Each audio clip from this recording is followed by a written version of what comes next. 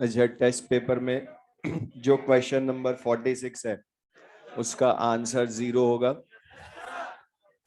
अच्छा, किस किस का रॉन्ग हो गया? वो रॉन्ग किस किस का हो गया? जिन्होंने 2.5 इक्विवेलेंट टिक किया उसका आंसर 0 होगा, क्योंकि एट एनोड तो कॉपर डिपॉजिट होगी ही नहीं, वो तो कैथोड पर डिपॉजिट होगी, तो उसके लिए तो 0 आंसर। बस पढ़ना ध्यान से था कि क्वेश्चन में पूछा किस पर है, इसलिए मैं तुम्हें और मैं बार बार बोलता भी था कि जो तुमसे पूछा वो टिक करना, जो आता है वो नहीं, वरना हमें दिखाई भी वही देता है और उसमें बहुतों को दिखाई पढ़ा ही नहीं, एट एनोड पूछा है उसमें। तो अब देख लेना इनसे। तो लास्ट क्लास हमने स्टार्ट किया था चैप्टर, अच्छा अपना डिस्कशन हम बाद में कर लेना। अब देख लेना आंसर, जो हमने पढ़ा था, स्टार्ट किया था चैप्टर आयनिक इक्विलिब्रियम। अच्छा, आयनिक इक्विलिब्रियम में हमने बोला था कि उसमें इंट्रोडक्शन हमने पढ़ लिया था, लॉग कैसे लेना है, एंटी लॉग कैसे लेना है, और हमने बताया था अलग अलग सब या उसमें प्रॉपर्टीज के लिए। अच्छा, लॉग एंटी लॉग हर तरह का हमने बता दिया कैसे लेना है। अब उसी में सुन ले ध्यान से, मैं जो बोल रहा हूँ एक बार शॉर्ट में बोल रहा हूँ, बोर्ड पर देख लें। तो हमने बोला था पीएच का, अगर हमें क्वेश्चन में बता पीएच लानी है तो बता minus log H plus ion concentration बोलते हो, या बता इसी का मैं बोलूं H प्लस आयन कंसेंट्रेशन लानी है तो बता एंटी लॉग ऑफ पीएच लेंगे। लेकिन बता एंटी लॉग जब लेते हैं तो 10 raise to the power minus pH करते हो। ये अपना डिस्कशन मत करो, अब मैं जो पूछ रहा हूँ बस ध्यान से। तो pH minus log H plus ion concentration short में बोल रहा हूँ क्योंकि लास्ट क्लास में बहुत सारों को रिवाइज करना था, टेस्ट की पढ़ाई करनी थी।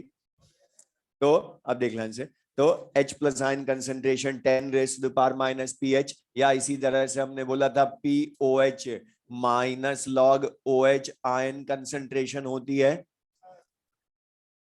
ये कटन लगा दो, कटन लगा, POH minus log OH ion concentration. लेकिन एक चीज मुझे है, अगर H प्लस आयन कंसेंट्रेशन लानी है, यहाँ ध्यान से काम की चीज जो हमारे पूरे चैप्टर में काम आनी, इसलिए मैं वापस बोल रहा हूँ, मतलब अगर हमें H प्लस आयन कंसेंट्रेशन लानी है तो एंटी लॉग पीएच का लेते हैं, लेकिन OH आयन कंसेंट्रेशन लानी है तो एंटी लॉग पीएच का या POH का लेंगे, POH का। ये ध्यान रखोगे because the OH and concentration जो है वो तो POH के फॉर्मूले में आती है। अच्छा, पीएच एंड POH का सम एट रूम टेम्परेचर कितना होता है? 14 होता है। ये सब हमने पढ़ लिया था। अच्छा बता, ionic equilibrium strong acid, strong base या सॉल्ट के एक्वस सॉल्यूशन में स्टैब्लिश नहीं होता। स्ट्रॉन्ग इलेक्ट्रोइड्स का डिसोसिएशन अल्फा 100% होता है, इसलिए उनका डिसोसिएशन इरिवर्सिबल, इसलिए उसमें आयनिक इक्विलिब्रियम स्टैब्लिश नहीं होता। ओनली किस में होता है? वीक एसिड या वीक बेस के एक्वस सॉल्यूशन में। इसीलिए हमने बोला भी था लास्ट में कि स्ट्रॉन्ग वीक के इक्विलिब्रियम स्टैब्लिश होता है। और वीक एसिड बेस के लिए कुछ भी हम कैलकुलेशन करते हैं तो यूजिंग ऑस्वाल्ड्स डाइल्यूशन लॉ करते हैं। तो लिख लेना नेक्स्ट टॉपिक। तो हमारा जो चैप्टर है मतलब मेनली आज से स्टार्ट है ऑस्वाल्ड्स डाइल्यूशन लॉ। और ऑस्वाल्ड्स डाइल्यूशन लॉ जो है ये मेनली विधा हमने थोड़ा बहुत इसका ऑलमोस्ट सारा हमने इसको पढ़ भी लिया। कोलराश लॉ में इलेक्ट्रोकेमिस्ट्री हमने पढ़ा भी था। तो लिख लें ऑस्वाल्ड्स dilution law.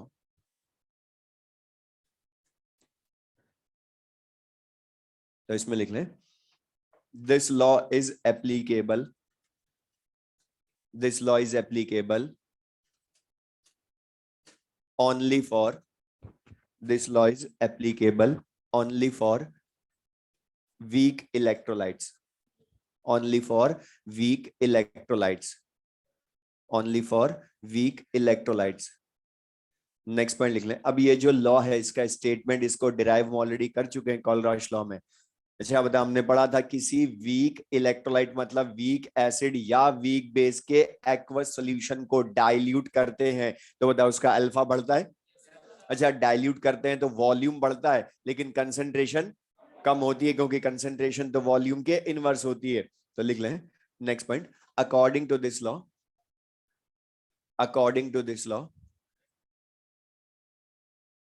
when solution of a, when solution of a weak electrolyte, when solution of a weak electrolyte is diluted, solution of a weak electrolyte is diluted, then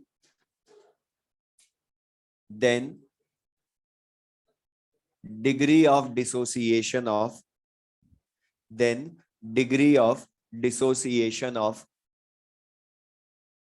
weak electrolyte, degree of dissociation of weak electrolyte increases, degree of dissociation of weak electrolyte increases. तो ये जो इसका statement है हम already use कर चुके हैं, alpha directly proportional to root we या inversely proportional to root C. Kohlrausch law में डिराइव भी किया था, लिख लें। अब ये हम दोबारा डिराइव नहीं कर रहे, ओके, ऑलरेडी हमें पता है, इसका यूज करेंगे और उसमें ये डेरिवेशन फिर हो जाएगा इसका। जब हम इसका यूज करेंगे तो अपने आप इसका डेरिवेशन भी आ जाएगा। तो alpha directly proportional to root we या inversely proportional to root c. और बता डाइल्यूशन का मतलब क्या है, किसी वीक एसिड या वीक बेस के सॉल्यूशन में वाटर ऐड करेंगे। अच्छा बता, वाटर ऐड करते हो तो सबसे पहले डाइल्यूशन पर वॉल्यूम ऑफ सॉल्यूशन ही बढ़ता है ना। और बता वॉल्यूम ऑफ सॉल्यूशन बढ़ता है तो मोलैरिटी कंसंट्रेशन क्या होती है, कम, क्योंकि molarity is inversely proportional to volume. और बता वॉल्यूम बढ़ता है, कंसंट्रेशन कम होती है वीक इलेक्ट्रोलाइट की, तो बता उसका अल्फा भी बढ़ता है, क्योंकि alpha directly proportional to root v. तो बता डाइल्यूशन पर अल्फा बढ़ता है वीक इलेक्ट्रोलाइट का। और बता जितने टाइम्स डाइल्यूशन करते हैं उतने टाइम्स अच्छा बता जितने, अगर मैं वॉल्यूम डबल करूं तो अल्फा डबल होगा, रूट 2 टाइम्स होगा, लेकिन है तो alpha directly proportional to root we या inversely proportional to root c. अच्छा मैं तुमसे पूछ, हम पढ़ चुके इलेक्ट्रोकेमिस्ट्री में, वो पूछ रहा हूं दोबारा। अच्छा था, जब मैं डाइल्यूशन करता जाऊंगा तो वॉल्यूम बढ़ता जाएगा, अल्फा भी बढ़ता जाएगा। और बता बढ़ते बढ़ते एक स्टेज ऐसी आती है जब अल्फा वीक का भी 100% हो जाता है और इंटरआयनिक अट्रैक्शन 0 हो जाता है, तो उसको क्या बोलते हो, इनफाइनाइट डाइल्यूशन। तो मैं तुमसे अगर ये क्वेश्चन पूछूं कि इन चारों में से कौन सी कंडीशन में डाइल्यूशन का अल्फा पर कोई इफेक्ट नहीं होता है, तो कौन सी होती है वो, इनफाइनाइट डाइल्यूशन। तो लिख लें इसके बाद वो भी। तो at infinite dilution alpha of weak electrolyte भी 100% हो जाता है। तो at infinite dilution alpha equals to 100% या 1 हो जाता है। लेकिन ऑलवेज होता है या ओनली एट इनफाइनाइट डाइल्यूशन। अच्छा हमने बोला नॉर्मल डाइल्यूशन में, तो हमने यूज भी किया वहां न्यूमेरिकल में भी, नॉर्मल डाइल्यूशन पर वीक इलेक्ट्रोलाइट का अल्फा 100% या लेस देन और इक्वल्स टू 5%, लेस देन और इक्वल्स टू 5% ओनली। तो बता mostly week acid weak base का अल्फा लेस देन और इक्वल्स टू 5% होता है, वो हमने वहां पढ़ा था। बट अब ये जो ऑस्वाल्ड्स डाइल्यूशन लॉ है, इसका यूज हम किसके लिए कर रहे हैं, ये हमने डिफाइन किया क्यों इस चैप्टर में, तो उसका रीजन है कैलकुलेशन ऑफ पीएच। अच्छा हमने बोला इस चैप्टर में जितने तरह की होगी पीएच वो सब हम फाइंड करेंगे। तो लिख लें इसी में नेक्स्ट हेडिंग, लिख लें इसी में next, calculation of pH of calculation of pH of monobasic weak acid, monobasic weak acid।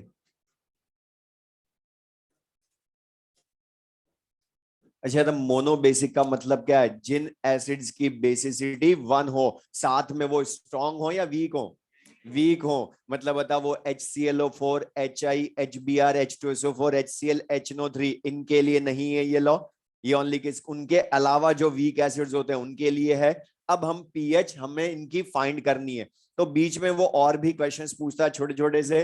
अच्छा बता अगर सपोज मैं अज्यूम करूं जनरल कोई वीक एसिड है HA, वीक एसिड है HA और इसका डिसोसिएशन अपने सॉल्यूशन में बता पार्शियल होगा, और पार्शियल होगा तो ये H+ आयन और A- आयन देगा, लेकिन after some time H plus और A माइनस आयन कंबाइन होकर HA फॉर्म करने लग जाते हैं, और जब इनकी फॉरवर्ड बैकवर्ड रेट इक्वल हो जाती है तो इक्विलिब्रियम आ जाता है।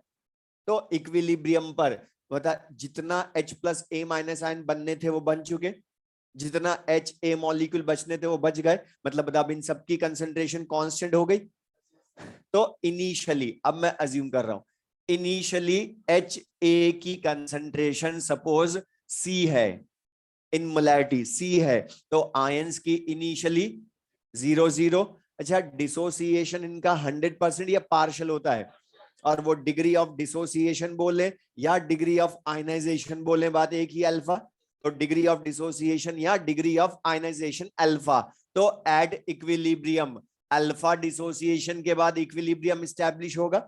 तो सी में से अल्फा डिसोसिएशन हुआ, तो बता सी का अल्फा डिसोसिएशन हुआ, तो सी अल्फा डिसोसिएट हुए ना, फिर तो बता बचेगा कितना, ये सी माइनस सी अल्फा, ये कितना बचेगा, सी अल्फा सी अल्फा। तो बता कंसंट्रेशन रिएक्टेंट प्रोडक्ट की मिल गए हमें, C minus C alpha C alpha C alpha. Then मतलब इक्विलिब्रियम पर हमें कोई भी कैलकुलेशन करनी होती है तो यूजिंग इक्विलिब्रियम कांस्टेंट करते, और वो इक्विलिब्रियम कांस्टेंट को हम क्या बोलते हैं यहाँ, के। लेकिन एक चीज ध्यान रखना, इस चैप्टर में इक्विलिब्रियम कांस्टेंट के वर्ड ज्यादा, हम के लिए इक्विलिब्रियम कांस्टेंट वर्ड ज्यादा यूज नहीं करते हैं। यहां हम यूज करते हैं इक्विलिब्रियम कांस्टेंट को according to name of process. मतलब ये डिसोसिएट हो रहा है ना अपने आयंस में, तो क्या हो रहा है प्रोसेस, डिसोसिएशन या आयनाइजेशन, इसलिए हम इसको क्या बोलते हैं यहां पर, डिसोसिएशन या आयनाइजेशन कांस्टेंट। लेकिन अपने लिए मैं बोल रहा हूं, ध्यान रखोगे कि ये है इक्विलिब्रियम कांस्टेंट ही। तो डिसोसिएशन या आयनाइजेशन कांस्टेंट हम इसको बोलते हैं, लेकिन एक्चुअल में इक्विलिब्रियम कांस्टेंट है। अच्छा था, ये जब इक्विलिब्रियम कांस्टेंट है तो इसकी वैल्यू डिपेंड किस पे करेगी, ओनली अपॉन टेम्परेचर। मतलब टेम्परेचर को छोड़कर ये किसी पर डिपेंड नहीं करता।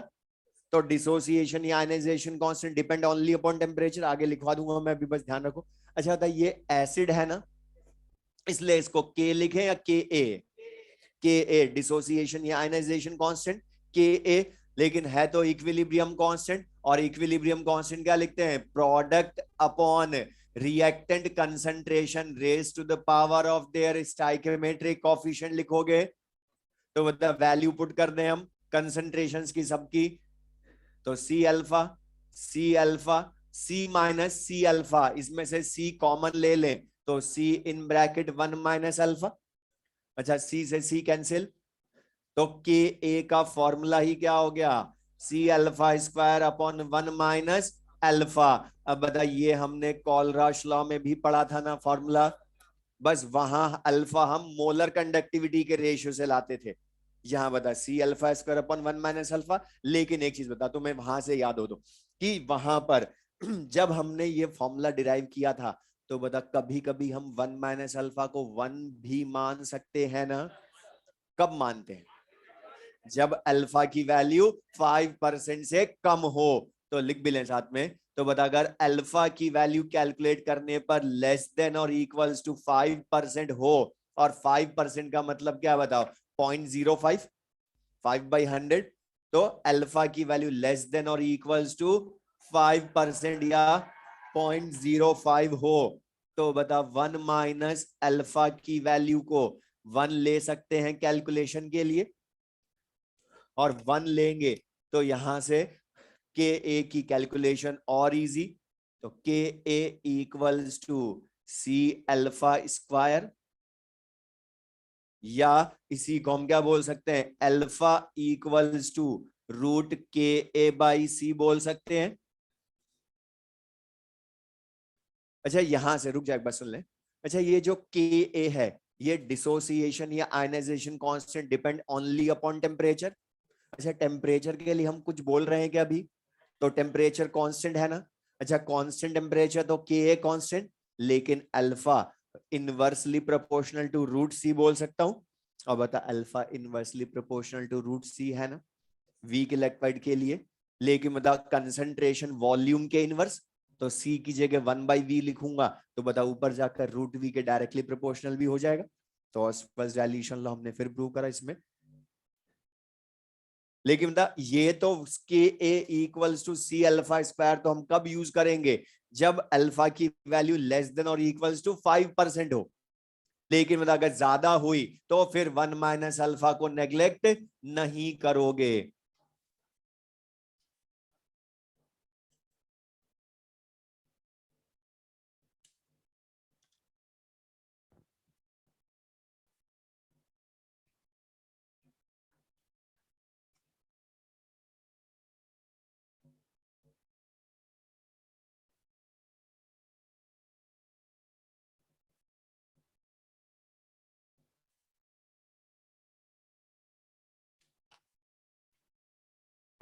तो अगर मैं तुमसे क्वेश्चन ही बोलूं डायरेक्ट, इसका वो क्वेश्चन अब, लेकिन इसमें बस ध्यान रखोगे क्वेश्चन जो होंगे, अगर मैं तुमसे बोलूं डायरेक्ट आयनाइजेशन कांस्टेंट या dissociation constant of weak acid find करें, तो पहले यूज यही वाला चेक करना, अल्फा की वैल्यू चेक करोगे।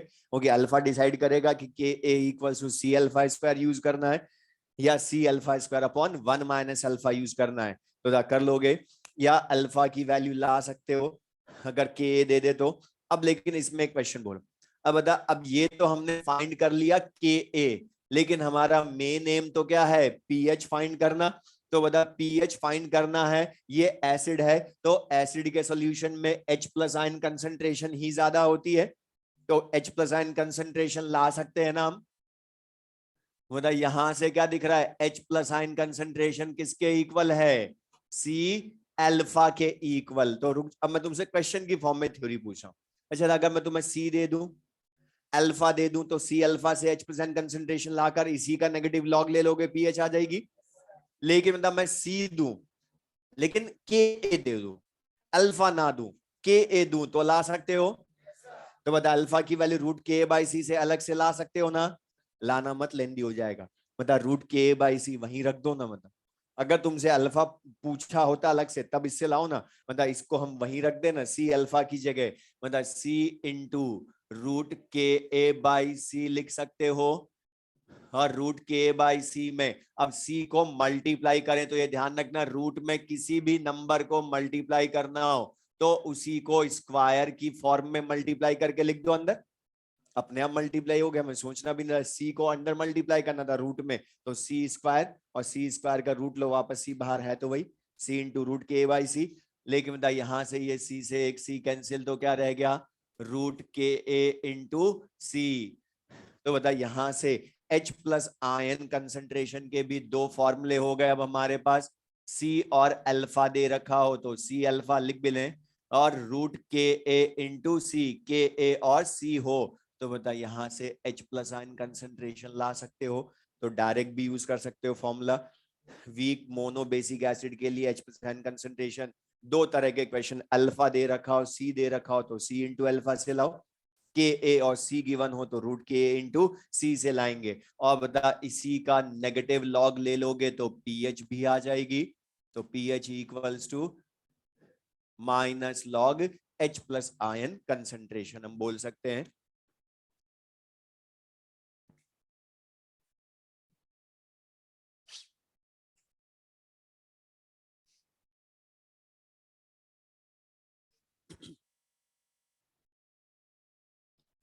तो उधर यहां से हमने बोला के ए के हमने दो फॉर्मूले बोल दिए, H प्लस आयन कंसंट्रेशन का भी दो फॉर्मूले होगा और इसी का नेगेटिव लॉग ले लेंगे तो पीएच भी आ जाएगी। लेकिन कई बार आप ध्यान सुनना, हमें वो क्वेश्चन में जैसे ये सेकंड वाला फॉर्मूला रूट के ए इंटू सी, इस पर बेस्ड क्वेश्चन ज्यादा मिलते हैं।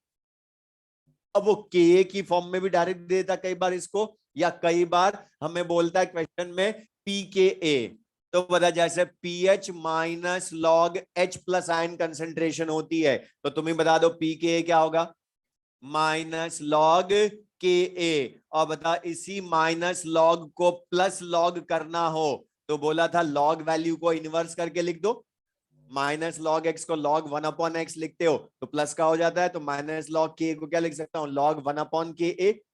अच्छा ध्यान से बताना, सामने लिखा हुआ बस, तुम्हें खाली चीटिंग करनी है।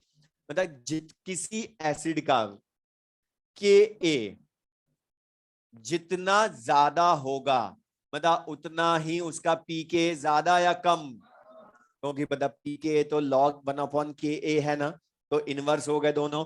अच्छा के ए ज्यादा तो पीके कम, तो मुझे बताओ एसिडिक स्ट्रेंथ ज्यादा या कम, बोलो। वेरी गुड, क्यों? क्योंकि बता के ए ज्यादा। अच्छा लास्ट क्लास में एक चीज बोली थी मैं तुमसे, कभी भी पूछ लूं why this solution is acidic, तो आंसर होगा H प्लस आयन कंसंट्रेशन ज्यादा। लिखा था acidic strength directly proportional to H plus ion concentration, या basic strength directly proportional to OH ion concentration, अभी भी वही है। मतलब के ए की वैल्यू जितनी ज्यादा होगी उतना रूट के ए इंटू सी, मतलब H प्लस आयन कंसंट्रेशन ज्यादा आएगी ना, और H प्लस आयन कंसंट्रेशन ज्यादा तो एसिडिक नेचर ज्यादा होगा, तो एसिडिक स्ट्रेंथ ज्यादा होती है। लिख भी लें साथ में ये।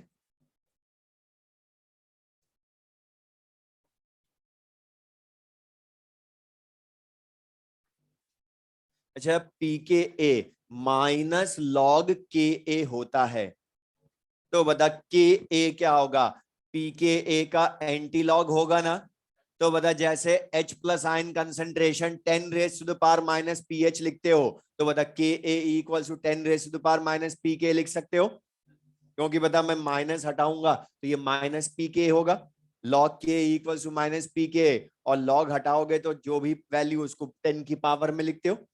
तो बता ये भी यूज होगा हमारे क्वेश्चंस में, न्यूमेरिकल्स में, कि हमें वो कई बार क्वेश्चन में पी के देगा, तो बता के हम ले आएंगे एंटी लॉग लेकर उसका, तो फिर फॉर्मूले में पुट कर दोगे तो बता H प्लस आयन लाकर पीएच भी ला सकते हैं। ये क्लियर सबको ये?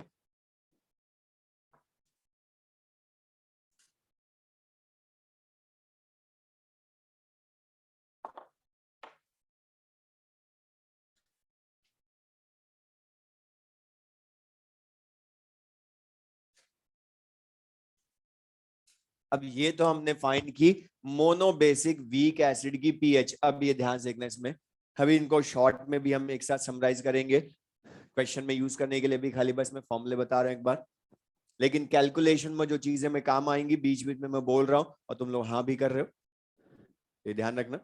तो बता यहाँ पर pH of mono acidic weak base, अभी तो हमने क्या बोला, मोनो बेसिक वीक एसिड, मतलब जिनकी बेसिसिटी 1 मतलब रिप्लेसेबल H प्लस आयन 1 थे, लेकिन अब क्या बोल रहा हूं, जिनमें रिप्लेसेबल OH नेगेटिव आयन 1 हो, मतलब मोनो एसिडिक वीक बेस।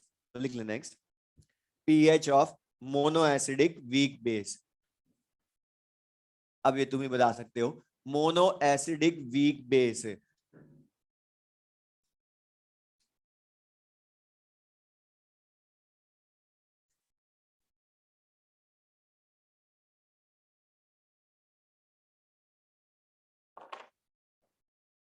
देख ले, सपोज मैं अज्यूम करूं कोई मोनो एसिडिक वीक बेस है, मतलब जिसकी एसिडिटी 1, तो BOH अज्यूम कर रहा हूं, mono acidic weak base BOH है, तो बता ये अपने आयंस के साथ पार्शली डिसोसिएट होकर इक्विलिब्रियम में रहेगा ना, तो यहां भी वही इनिशियल कंसंट्रेशन उसकी C00 at equilibrium, alpha dissociation के बाद C माइनस सी अल्फा, तो बता अब के यहां पर डिसोसिएशन आयनाइजेशन कांस्टेंट के ए लिखोगे या के बी, और ये के बी भी डिपेंड ओनली अपॉन टेम्परेचर, और के बी लिखेंगे तो क्या हो जाएगा, product upon reactant concentration raise to the power of their stoichiometric coefficient लिखोगे, और वही के बी की value C alpha square upon 1 minus alpha ही आएगी, और वही अल्फा की वैल्यू 5% से ज्यादा हुई तो ग्रेटर देन 5% हुई तो नेग्लेक्ट नहीं कर सकते 1 माइनस अल्फा को 1, लेकिन अल्फा लेस देन और इक्वल्स टू 5% हुआ तो यहां भी 1 माइनस अल्फा को 1 मानोगे, तो K b equals to C alpha square, या alpha equals to root K b by c, या एक जनरल चीज बोल रहा हूं, बता तुम तो ओनली ये ध्यान रखो ना, K equals to C alpha square upon 1 minus alpha, अगर एसिड है तो के को के कर देना, बेस है तो के बी कर देना, बाकी तो फॉर्मूला तो एक ही जैसा है, लेकिन डिफरेंस कहां है बताओ, बताइए इसमें H प्लस आयन कंसेंट्रेशन मिलती है या OH आयन कंसेंट्रेशन, लेकिन बता है तो वो OH ion concentration C alpha, तो यहां पर H प्लस आयन की जगह बस हमें क्या मिलेगी, OH नेगेटिव आयन कंसेंट्रेशन, तो बता यहाँ पर भी रूट के ए की जगह रूट के बी अपॉन सी होगा, और फॉर्मूला में जो लास्ट में आएगा ओ एच आयन कंसंट्रेशन का वो रूट के बी इंटू सी।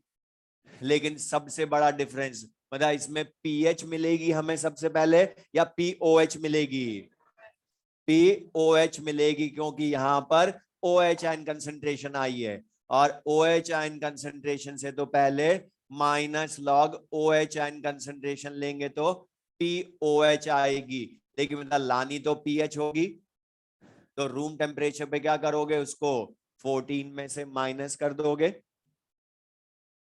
और यहां भी बता पीके ए की जगह पीके भी यूज हो सकता है, तो पीके बी क्या होगा, माइनस लॉग के बी।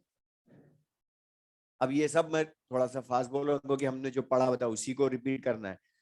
अच्छा बता, यहां पर भाई केबी की वैल्यू जितनी ज्यादा होगी उतना पीकेबी की वैल्यू कम होगी। तो बता ओएच आयन कंसंट्रेशन ज्यादा होगी आपके, क्योंकि केबी ज्यादा तो ओएच आयन कंसंट्रेशन ज्यादा वीक बेस में, तो उसकी बेसिक स्ट्रेंथ ज्यादा होगी। अब मैं क्वेश्चन बोल रहा हूं जो एआईपीएमटी में आया था, उसने सिंपल सा क्वेश्चन जो मैंने लिखे लास्ट में इसको यूज करवाया था। उसने 4 वीक बेसिस दिए थे, चारों की पीकेबी वैल्यू दी थी, और पूछा था स्ट्रॉन्गेस्ट बेस कौन सा है। तो बता जिसका पीकेबी मैक्सिमम या मिनिमम, मिनिमम पीकेबी बता, वही तो बेसिक स्ट्रेंथ सबसे ज्यादा शो कर रहा है। बस ओनली ये टिक करना था। या पीके भी दे दे लेकिन काम में के बी आना हो तो बता पीके बी का एंटीलॉग लोगे, तो 10 raise to the power minus pK B.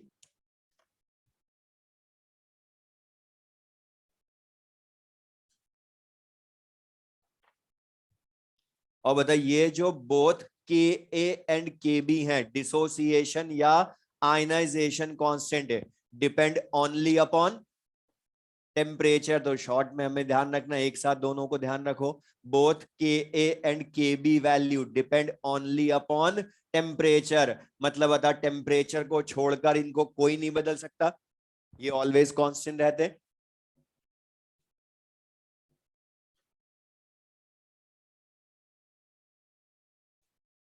अब क्वेश्चन में ये जितना सारा हमने पढ़ लिया, इनको यूज कैसे करना है, तो समरी हम यूज कर लें। जो हमने सारा ये पढ़ा इसी में तुम शॉर्ट में बताते जाए, तुम्हारा रिवीजन भी हो जाएगा। समरी अगर मैं बोलूं वीक एसिड या वीक बेस के लिए,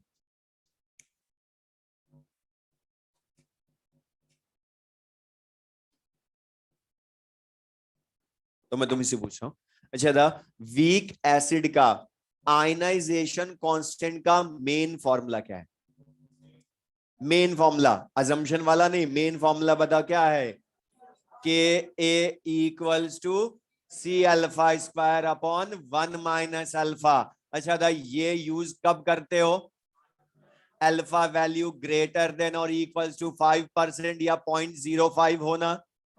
अच्छा था यही फॉर्मूला वीक बेस के केबी का भी होता है, main formula c alpha square upon 1 minus alpha. और ये भी कब है, दोनों का असम्पशन एक ही है, तो एक ही साथ ध्यान रखो कि अगर अल्फा की वैल्यू ग्रेटर देन और इक्वल्स टू 5% है या 0.05 से ज्यादा आती है, तो बता फिर के ए या K b c alpha square upon 1 minus alpha से यूज करोगे।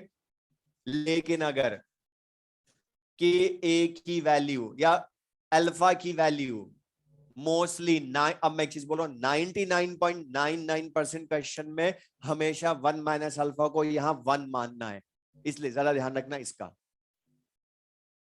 मैंने बोला 99.99% क्वेश्चन में सी अल्फा स्क्वायर ही काम आएगा, इसलिए मैं बोल रहा हूं ज्यादा ध्यान रखोगे जब नेग्लेक्ट नहीं करना है उसका, क्योंकि हमारी हैबिट हो जाती है और हमेशा यूज कर लेते हैं फॉर्मूला सी अल्फा स्क्वायर। लेकिन मतलब सी अल्फा स्क्वायर कब यूज करना है, जब अल्फा वैल्यू लेस देन और इक्वल्स टू 5% या 0.05 हो, तो ही बता फिर के बी भी सी अल्फा स्क्वायर होता है। तो ये एक साथ में शॉर्ट में बता जिससे हमें ध्यान रहे जो हमें कौन सा फॉर्मूला कब काम में लेना है। अच्छा लेकिन बता वीक एसिड में ओ एच आयन कंसेंट्रेशन ज्यादा या एच प्लस आयन है, वीक एसिड लेकिन एसिड है ना, और एसिड में तो बता एच प्लस आयन कंसेंट्रेशन ही ज्यादा होती है। तो बता यहां पर अब दो फॉर्मूले होंगे, एक तो सी और अल्फा दे दे, तो C इंटू अल्फा से H प्लस एन कंसंट्रेशन ले आओ, लेकिन द के ए और सी दे दे तो रूट के ए इंटू सी से ला सकते हो, लेकिन बता वीक बेस में H प्लस आयन का फॉर्मूला या OH आयन कंसंट्रेशन का फॉर्मूला, OH आयन कंसंट्रेशन का फॉर्मूला, लेकिन फॉर्मूला तो वही है सी अल्फा या रूट के बी इंटू सी। मतलब बता दोनों में बस डिफरेंस क्या, थर्ड फॉर्मूले में जो सबसे ज्यादा काम आना है। और हमारे सारे क्वेश्चंस मैक्सिमम, सारे नहीं बोल रहा हूं, मैक्सिमम यही फॉर्मूला सॉल्व करवाएंगे कि वीक एसिड में H प्लस आयन कंसंट्रेशन का फॉर्मूला लिखना, वीक बेस में OH आयन कंसंट्रेशन। तो बताइए हम यूज कर चुके।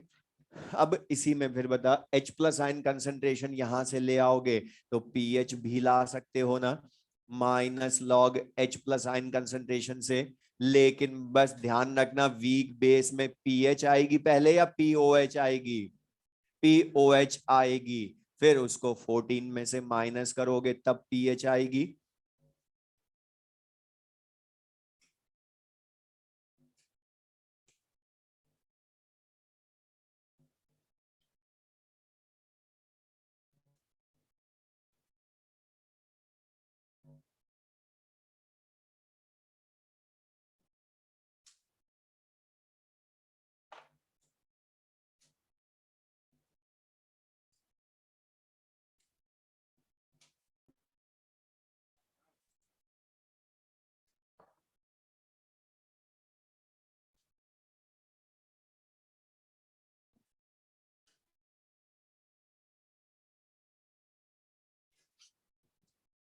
तो अब इसमें सुन ले, लिखते लिखते जब भी बोल रहे हैं यहाँ पर क्वेश्चन में, अभी मैं क्वेश्चन करवाऊंगा, सबको पता होगा कि वो ऑस्टफर्ड डाइल्यूशन लॉ के होंगे क्योंकि साथ में करेंगे, और दूसरा कोई टॉपिक हमने पढ़ा भी नहीं अभी इसमें।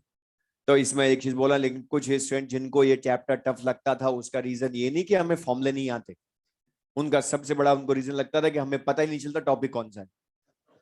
तो सबसे पहले एक चीज बोल रहा हूँ, यही चेक करना इस चैप्टर में पढ़ाने के पहले। मैं बोल रहा हूँ क्वेश्चन सॉल्व कैसे करोगे, जब भी तुम्हारा कोई क्वेश्चन न्यूमेरिकल हो सबसे पहले चेक करोगे कि वो एसिड है, बेस है या सॉल्ट है, क्योंकि हर टॉपिक के लिए अलग क्वेश्चन है, हर क्वेश्चन के लिए अलग टॉपिक है। और अगर वो एसिड बेस हुए तो भी ये चेक करोगे कि वो स्ट्रॉन्ग है या वीक है। क्यों? क्योंकि होता स्ट्रॉन्ग हुआ तो उनका अल्फा 100%, उनके लिए ऑस्टफर्ड डाइल्यूशन लॉ जो हमने अभी पढ़ा वो एप्लीकेबल ही नहीं है। सबसे पहले लिखा it is applicable only for weak electrolyte. तो पहले चेक डिसाइड तो करें टॉपिक कौन सा करना है यूज, और उसमें कोई टाइम नहीं लगना, बस जो कंपाउंड तुम्हें दे रखा हो, सब्सटेंस दिया हो, वो चेक करना एसिड है, बेस है या सॉल्ट है। और एक चीज सुनना, अगर वो एसिड हो या बेस हो और तुम्हें क्वेश्चन समझ में ना आ रहा हो, आगे भी हम पढ़ेंगे स्ट्रॉन्ग एसिड स्ट्रॉन्ग बेस, तब भी बोल रहा हूं ये चीज रखना कि जब भी एसिड या बेस हो और तुम्हें क्वेश्चन में अच्छा करूंगा तो सिंपल सी एक चीज बोल रहा हूं, अगर वो एसिड है तो उसमें जो भी H प्लस आयन कंसेंट्रेशन का फॉर्मूला होता वो पेपर पे लिखना, मन में मत रखना, पेपर पे लिखना और फिर क्वेश्चन पढ़ना। ये फॉर्मूले 100% तुम्हारा क्वेश्चन सॉल्व करवाएंगे। अगर एसिड है तो H प्लस आयन का लिखोगे फॉर्मूला, बेस है तो OH आयन का लिखोगे, बस ये तुम्हारे सारे क्वेश्चंस करवा देंगे चाहे मैं कितना भी चेंज कर दूं। अब इसका कोई यूज कैसे करना है, जो हमने अभी थ्योरी पढ़ी ऑस्टफर्ड डाइल्यूशन लॉ की, तो उसके लिए क्वेश्चन करने पड़ेंगे। तो क्वेश्चन लिखे,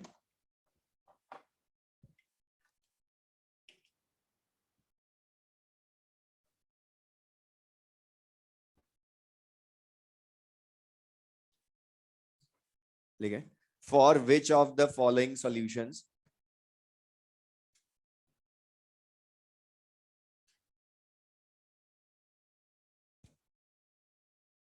for which of the following solutions Oswald's dilution law is not applicable, is not applicable, is not applicable। Options लिख लें बोर्ड पर से।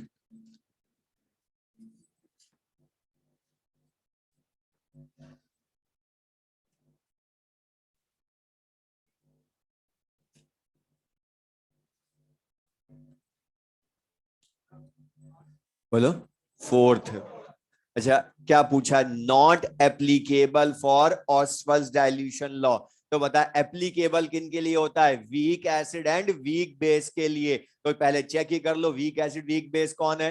तो बता HCN वीक एसिड है ना, HClO4 HI HBr H2SO4 HCl HNO3 उनके अलावा है तो वीक हुआ। HNO2 लिखा है HNO3 नहीं, तो ये भी वीक एसिड। अच्छा अमोनिया का एक्वा सोल्यूशन सबको पता है, अमोनिया सोल्यूशन बोले मतलब NH4OH। क्यों? और ये ध्यान रखना इस चैप्टर में बफर में तो बहुत ज्यादा अमोनिया सोल्यूशन वो बोलेगा, लेकिन हमेशा यूज किसको करना है? NH4OH को। क्यों? क्योंकि NH3 + H2O NH4OH बन जाता है एक्वा सोल्यूशन में, इसलिए अमोनिया सोल्यूशन बोले या अमोनियम हाइड्रोक्साइड बात एक ही है। और बताइए caesium rubidium potassium barium hydroxide में नहीं है तो वीक बेस। जबकि बता HBr स्ट्रॉन्ग एसिड मतलब स्ट्रॉन्ग इलेक्ट्राइड, और स्ट्रॉन्ग इलेक्ट्राइड के लिए Oswald dilution law is not applicable. Next question लेंगे। How much water must be added? How much volume of water? How much volume of water must be added to? Must be added to board पर लिख लें 300 milliliter 0.2 m acetic acid solution, 300 milliliter 0.2 m acetic acid solution to double its degree of dissociation, to double its degree of dissociation.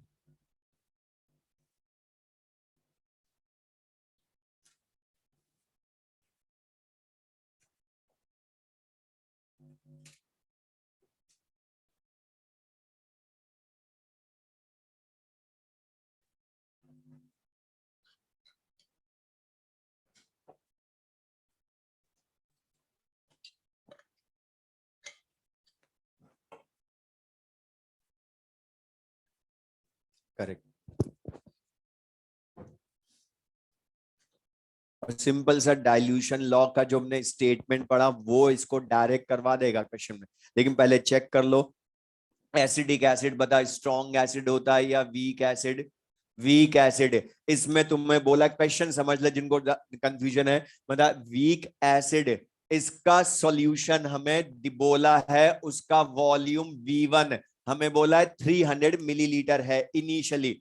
अब तुमसे बोला है इसमें कितना water add करें, मतलब बता इसका वाटर ऐड कर रहे हो डाइल्यूशन कर रहे हो वीक एसिड का, तो हमने पढ़ा अल्फा बढ़ता है डाइल्यूशन पर वीक का, तो उसने लिखा भी है लैंग्वेज में पढ़ो अल्फा को डबल कर दें तो कितना वाटर ऐड करेंगे। अब डबल करने का मतलब क्या? अगर बिफोर एडिशन अल्फा 1 अगर अल्फा है तो new alpha after dilution 2 alpha करना है हमें। अब बता अल्फा और वॉल्यूम में रिलेशन का ही क्वेश्चन हुआ ना ये, तो बता हमारा जो स्टेटमेंट है वो यही तो है alpha directly proportional to root v, तो डायरेक्ट यूज कर। स्टेटमेंट को भी तो यूज करवाएगा न्यूमेरिकल में, तो alpha degree of dissociation of weak electrolyte is directly proportional to root v. तो बता alpha proportional to root v को हम क्या लिख सकते हैं? रेशियो की टर्म में लिखूं तो alpha 1 upon alpha 2 equals to root V1/V2 भी लिख सकते हो ना। और अल्फा 1 अल्फा 2 बता यहां पर अल्फा अपॉन 2 अल्फा और रूट हटाओगे तो स्क्वायर हो जाएगा।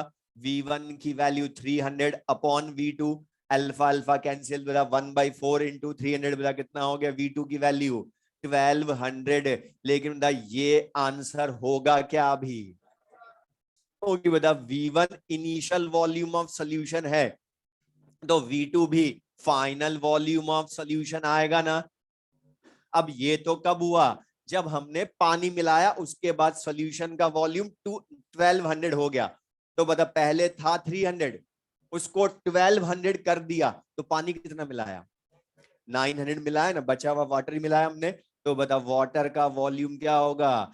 V2 माइनस V1, और V2 माइनस V1 करोगे तो 1200 माइनस 300 आंसर डायरेक्ट लिख दे 900 millilitre water must be added. तो बताइए क्लियर सबको ये?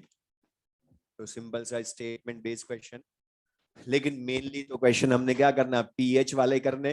फिर मैं एक बार बोल रहा हूँ, पीएच लानी हो तो एसिड हो तो H+N का फॉर्मूला लिख कर करना, बेस हो तो OHN का लिख के करना। क्वेश्चन लिखे नेक्स्ट।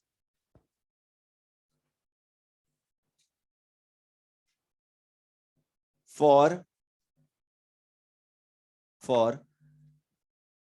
बोर्ड बज रही 0.1 m HA aqueous, 0.1 m HA aqueous, pKa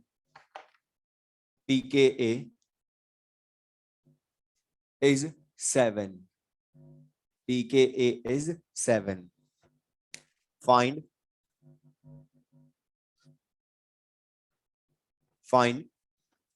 first, इसमें 3 पार्ट्स हैं। First, degree of ionization, second pH, and third A minus ion concentration, मतलब इसका जो एनायन है उसकी concentration, A minus ion concentration. वापस सुन ले, degree of ionization, second pH, third A minus ion concentration.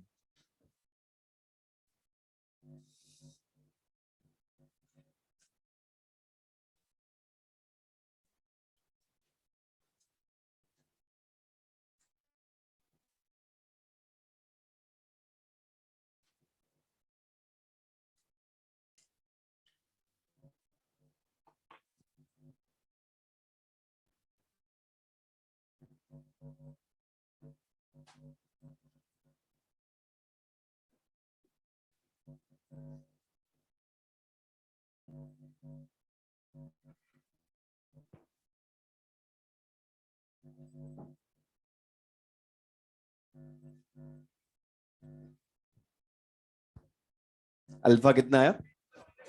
10⁻³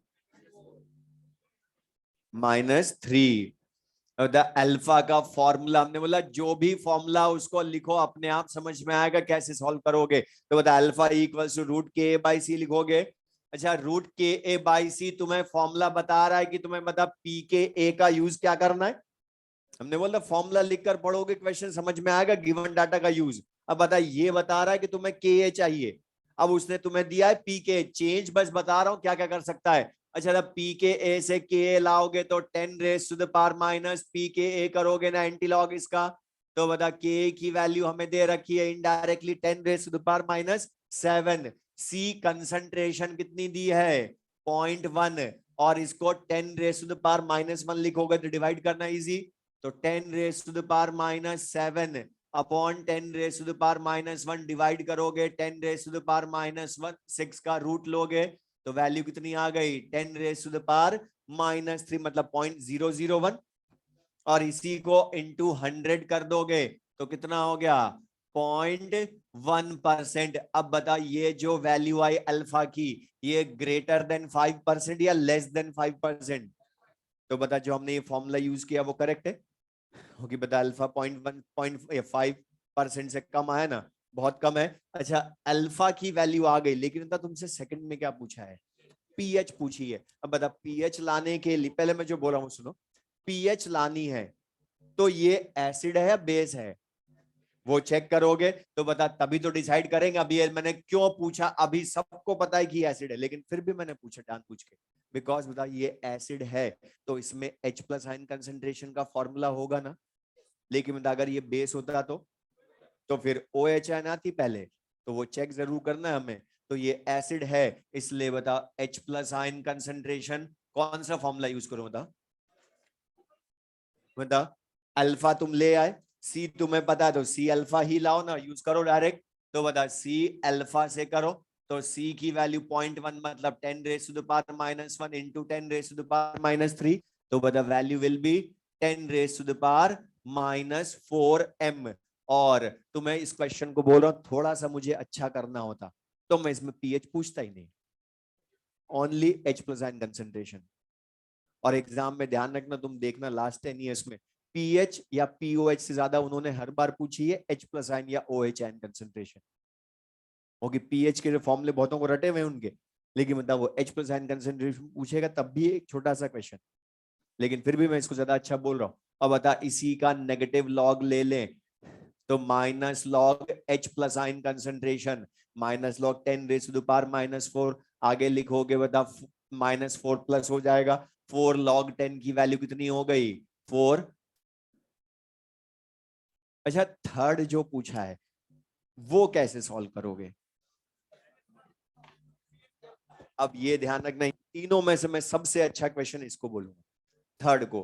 क्यों? क्योंकि तुम्हें अगर फॉर्मूले रटे हुए भी हैं तो बताओ उसमें है ही नहीं एनाइन या केटाइन का इनका फॉर्मूला डायरेक्ट, जबकि बता हमने जो डेरिवेशन बताया मैंने वो इन क्वेश्चन के लिए कि बता H प्लस आयन कंसेंट्रेशन और उसके एनायन की कंसेंट्रेशन तो सेम होती है ना, या बेस के लिए OH आयन कंसेंट्रेशन और उसके केटायन की कंसेंट्रेशन सेम होती है।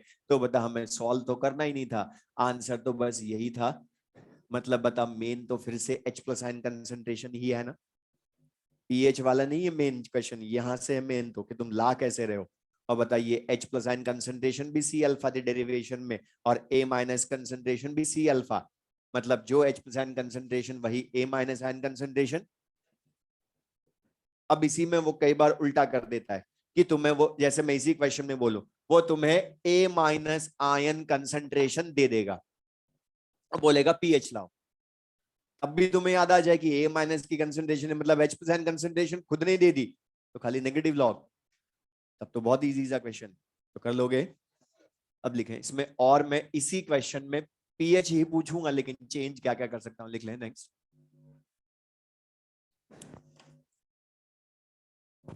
1.7 ग्राम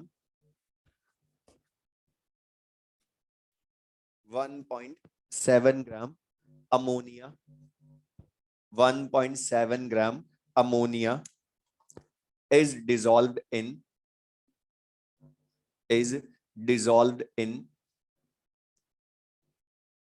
500 milliliter solution, 500 milliliter solution. Find pH of solution, find pH of solution if Kb of NH4OH is Kb of NH4OH is 2 into 10 raised to the power minus 5. Kb of NH4OH is 2 into 10 raised to the power minus 5. Kb of NH4OH is 2 into 10 raised to the power minus 5.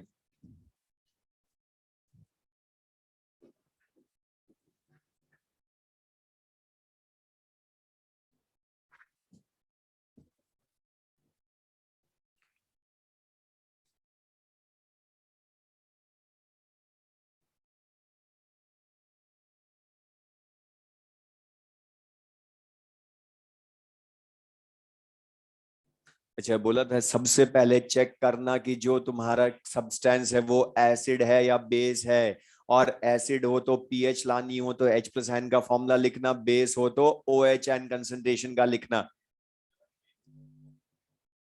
Correct.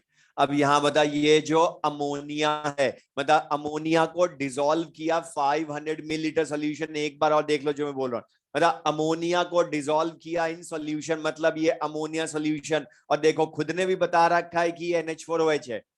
और बता ये acid है base है या कौन सा है, बता ये बेस है। और मैंने तुम्हें बोला था अगर एसिड हो तो H प्लस आयन का फॉर्मूला लिखना, फिर क्वेश्चन पढ़ना, बेस हो तो OH आयन का, क्योंकि वही ज्यादा होगी। और बता बेस है तो OH आयन कंसेंट्रेशन मिलेगी, तभी POH लाकर पीएच ला पाऊंगा। और बता यहां पर उसने क्वेश्चन में पढ़ो KB दिया ना, तो C अल्फा की जगह √KB इंटू C लिखूंगा। अब बता तुम्हें KB की वैल्यू उसने खुद ने दे रखी है क्वेश्चन में, तो 2 into 10 raised to the power minus 5 लिखो। लेकिन बताओ पहले वाले क्वेश्चन की तरह तुम्हें C इन मोलैरिटी डायरेक्ट दी है क्या अमोनिया सोल्यूशन की? नहीं दी, तो अपने आप जो बच गए डाटा उनका यूज करके तुम लाओ मोलैरिटी, तो चेंज करने की जगह C भी है। अभी तक तुम्हें सी डायरेक्ट दी थी पहले वाले क्वेश्चन में मोलैरिटी, अब तुम लाओ तो अपने आप समझ में आएगा। और बता सी इन मोलैरिटी लानी है अमोनिया सॉल्यूशन की, तो बता मोलैरिटी का फॉर्मूला क्या होता है, mole upon volume of solution in litre करते हो ना। और बता वॉल्यूम ऑफ सॉल्यूशन मिलीलीटर में दिया, लीटर में बदल लेंगे हम, लेकिन बता अमोनिया का मास दिया है तो मोल हम लाएंगे, mass by molecular weight of ammonia करके। तो बता यहां क्या लिखोगे, 1.7 mass of ammonia, molecular weight sum of atomic masses से 70, वॉल्यूम इन मिलीलीटर है तो लीटर में बदलोगे तो 1000 से डिवाइड करो, सॉल्व करोगे तो value will be equal to 0.2 m आ गई। तो बता बस पहले वाले क्वेश्चन में इसमें डिफरेंस ये है बस, और कुछ नहीं है। तो मैंने बोला चेंज में जो कर सकता हूं वो बता रहा हूं, इसलिए इन क्वेश्चंस को ध्यान से करना क्योंकि थ्योरी कोई बहुत ज्यादा नहीं है इसमें, एनसीईआरटी में तो ये डेरिवेशन कुछ भी नहीं है, लेकिन क्वेश्चन सब है उसमें। तो बता सी की वैल्यू ये बस हमें यहां से पुट करनी थी इसमें, और 0.2 को कैलकुलेशन इजी करने के लिए बता 2 × 10⁻⁻1 लिख सकते हो। तो ये कितना हो गया 4 × 10⁻⁻6, और 4 का रूट क्या हो गया 2 × 10⁻³ m। और बता only O H ion concentration पूछता तो क्वेश्चन सॉल्व, और मेन तो बता H+ आयन या ओ एच आयन ही है ना, उसके बाद तो उनका नेगेटिव लॉग लेकर यूज करो। अब इसका नेगेटिव लॉग कैसे लोगे, मतलब ये भी लास्ट क्लास में बताया था फॉर्मूला इसका, और बोलता वो बहुत काम आना है, मतलब -log x × 10⁻⁻⁻y हो गया ना ये। तो इसको क्या लिख सकता हूं y-log x, और y क्या है यहां पर पावर 3, -log x मतलब 2, तो बता 3 - log 2, log 2 की वैल्यू 0.30, तो 2.70, और pH क्या होगी 14 में से माइनस करोगे और माइनस करेक्ट करोगे तो आंसर आएगा 11.30। लेकिन अब एक चीज सुन लो, अभी कुछ ने गड़बड़ भी की सब कुछ सही करके, उन्होंने जो करी गड़बड़, मतलब जब भी मैं एक चीज बोल रहा हूँ इस पूरे चैप्टर के लिए नहीं कि इसी टॉपिक के लिए, जब भी पीएच तुमसे पूछे तो सबसे पहले लास्ट में जब आंसर टिक करो उसके पहले एक बार नेचर ऑफ द सब्सटेंस के अकॉर्डिंग चेक कर लेना कि जो तुम पीएच टिक कर रहे हो वो करेक्ट है भी या नहीं। क्योंकि बताइए बेसिक है तो pH must be greater than 7 ही होनी चाहिए, एसिड है तो मस्ट बी लेस देन 7, क्योंकि सबसे बड़ी सिली मिस्टेक इसकी ये OH एन कंसेंट्रेशन ये याद रहता है कि लानी है, उसका नेगेटिव लॉग लेना है ये भी लाना है, लेकिन आंसर जैसे ये आता है उसके बाद इतने खुश हो जाते हैं ऑप्शन देख लेते हैं, और ऑप्शन देखते ही हमें दिख भी जाता वहां पर ये, और फर्स्ट भी हो, मोस्टली फर्स्ट ही होता है लेकिन हमेशा नहीं होता। तो यहाँ पर ध्यान से, लेकिन वो चेक जरूर करना, अगर बता तुमने चेक किया होता और ये टिक कर रहे हो तो पता चल जाता कि बेस की पीएच लेस देन 7 नहीं हो सकती, तो सही करने के लिए 14 में से माइनस कर देना। तो बताइए क्लियर सबको, तो बताइए समझ में, चेंज बस मैं बता रहा हूँ, तो बताओ और कोई चेंज करूं कर लोगे, देखो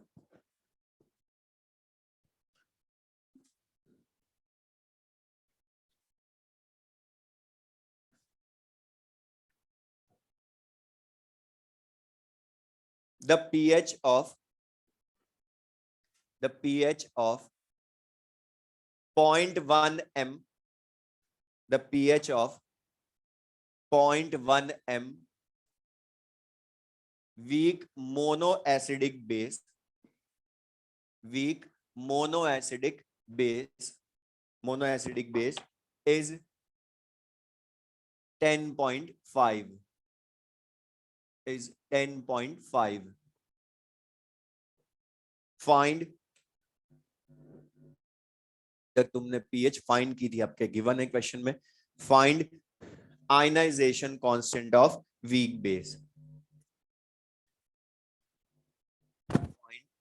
ionization constant of weak base, बताइए बी।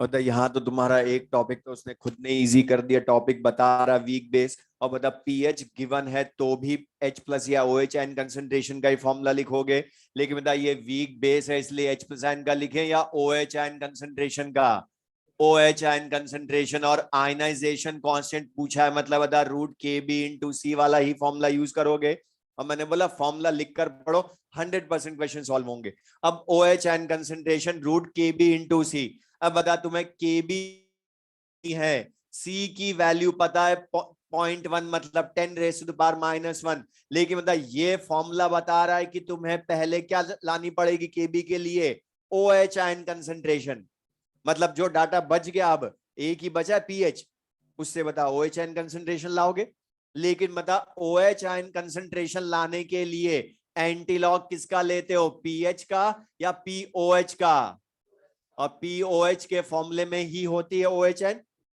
तो 10⁻⁻POH करोगे, जबकि उसने तुम्हें दी क्या है पीएच, तो पहले बता इसको पीएच में, पीएच को POH में बदलना था यहां पर, तो 14 माइनस 10.5 वैल्यू कितनी हो गई 3.5, तो OH ion concentration will be equal to 10⁻⁻3.5 m, ये हो जाएगी ना, और यही यहां रख दो। अब ये क्वेश्चन मैंने कैलकुलेशन भी बताने के लिए दिया है कि हर बार हमें एंटीलॉग आता हो तो सॉल्व करने की जरूरत नहीं है। अब यहाँ देखो ये 3.5 है, और इधर मैं जब रूट हटाऊंगा तो ये 10⁻⁻3.5 का स्क्वायर भी तो होगा ना, मैं क्यों एंटीलॉग लूं, टाइम वेस्ट करना हो तो ले लो। अब बता पावर स्क्वायर में तो मल्टीप्लाई होती है ना, तो 3.5 इंटू 2 कितना हो गया 10⁻⁻7, कैलकुलेशन सिंपल सी, तो बता 10⁻⁻6 आंसर, वरना अभी बहुतों को तो टाइम यही लगा, 1 ऐड 1 सब्ट्रैक्ट करा, फिर 3.1 इंटू 10⁻⁻4 लिखा और उसका स्क्वायर करो, यही आएगा अप्रोक्स में, तो बता लेकिन यहाँ टाइम बचेगा ना तुम्हारा, और ये एग्जैक्ट आया है वैल्यू, ओके 3.5 का स्क्वायर करो यही होता है एग्जैक्टली, तो बताइए ये समझ में आया सबको ये, तो ये ध्यान रखना, अगर डेसिमल में 0.5 हो और उसका स्क्वायर क्यूब करना हो आगे, तो बता वो डायरेक्ट रख लो वहीं पर, ये भी करना हमें, तो ये चीजें प्रैक्टिस से आएंगी बस, तो बताइए ये चीज क्लियर सबको ये। अच्छा था इसी क्वेश्चन में अगर मैं पी के बी पूछ लूं तो बता तब भी के बी लाओ, क्योंकि पी के बी के लिए तो डायरेक्ट हमने फॉर्मूला बोला ही नहीं, तो बता पी के बी की वैल्यू क्या आ जाएगी 6, माइनस लॉग के बी से पी के बी ला सकते हो, तो बता पी के बी गिवन हो तो के बी लाओ, के बी गिवन हो तो पी के बी लाओ, बता क्वेश्चन तो लेकिन सिंपल सा।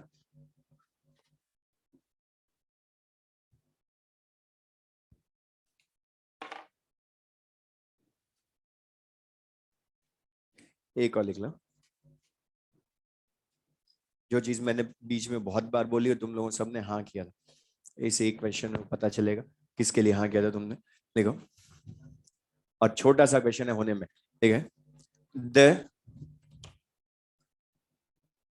0.1 m HF aqueous solution, 0.1 m HF aqueous solution has 8% ionization, has 8% ionization. Find Ka of HF. Find Ka of HF.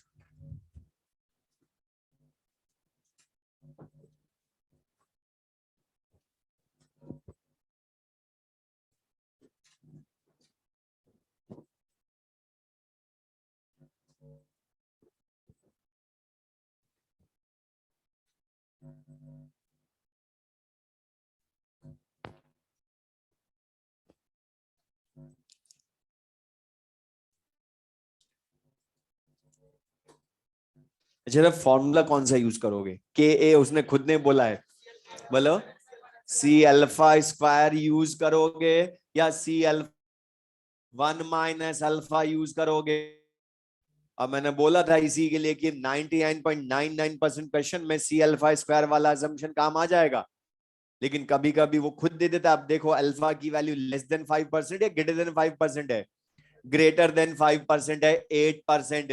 तो बता 8/100 मतलब बता 8 raised to the power -2 या 0.08 बोल सकते हो इसको।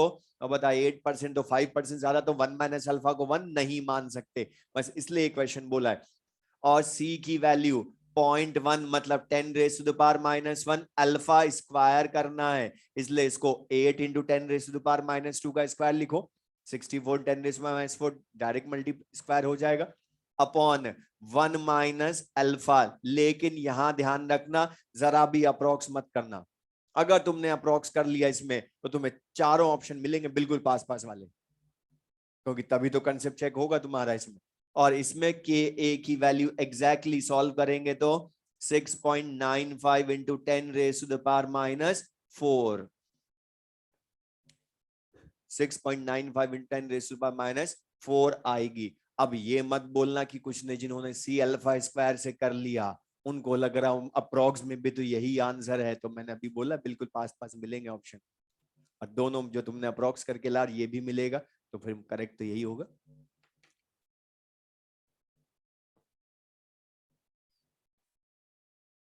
अब एक मैं चीज बोल रहा हूं, ये जो हमने सारे क्वेश्चंस किए, अब मैं तुम्हें क्वेश्चंस दूंगा और ये चैप्टर बहुत इजी है, लेकिन साथ में करोगे तब इसके न्यूमेरिकल। और दूसरी चीज सबसे इंपॉर्टेंट, ये जो क्वेश्चंस है सारे आधे ज्यादा मैंने बताए, तुमने खाली हाँ किया है।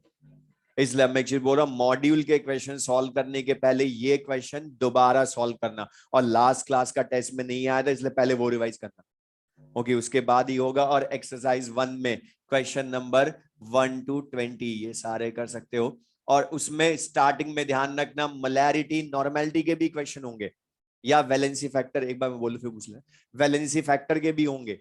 अच्छा बता तुम्हें ध्यान हो गए तो H3PO4 इसका नाम क्या है?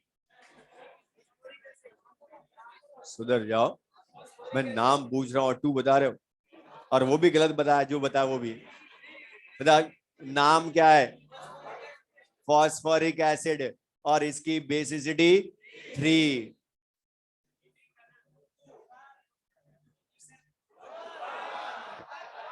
H3PO2 हाइपोफॉस्फोरस एसिड, तो बेसिसिटी 1। और फॉस्फोरस एसिड की फॉर्मूला बताओ। H3PO3, और वो बहुतों को रटा हुआ है, वो बहुत खतरनाक रट रखा बहुतों ने, किसी भी ऑर्डर में लिख दो, या तो 3 to 1 या 1 to 3 बोल देते हैं, लेकिन वो सोचो तो सही किसका वो नाम लिखकर पूछेगा कि फॉस्फोरस एसिड का वैलेंसी फैक्टर, तो फॉर्मूला भी तो याद हो नेम से। या हाइपोफॉस्फोरस एसिड तो H3PO2 phosphorous acid, H3PO3 phosphoric acid, H3PO4, तो ये ध्यान रखोगे। बोलो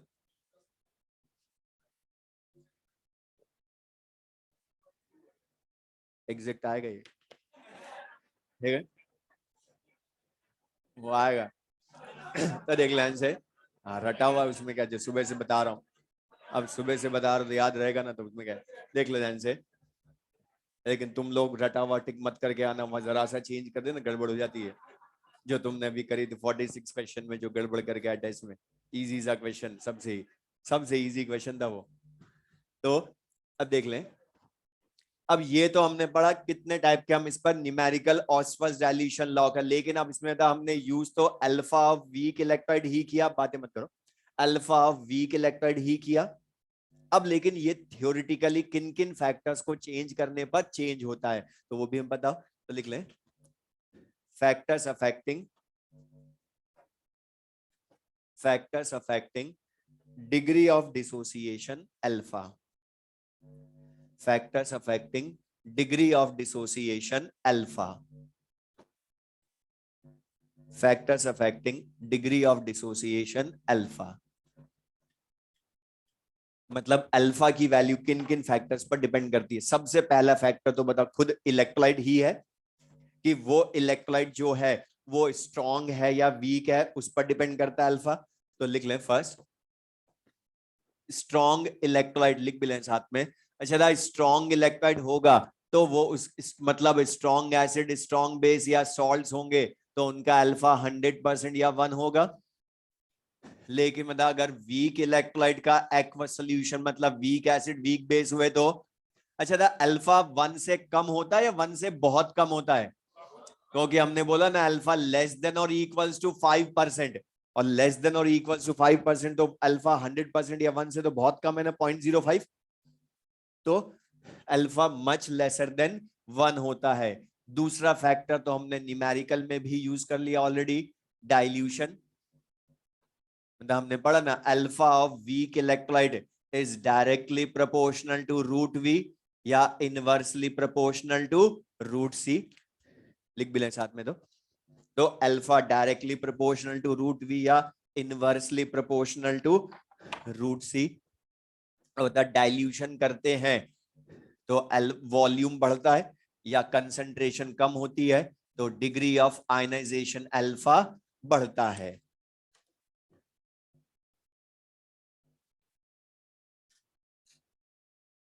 थर्ड फैक्टर टेम्परेचर।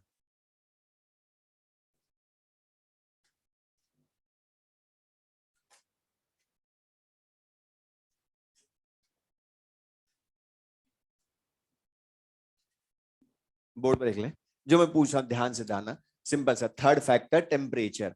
अच्छा टेम्परेचर का इफेक्ट, जैसे सपोज मैं अज्यूम कर रहा हूं कोई जनरल वीक इलेक्ट्रोलाइट है ए बी।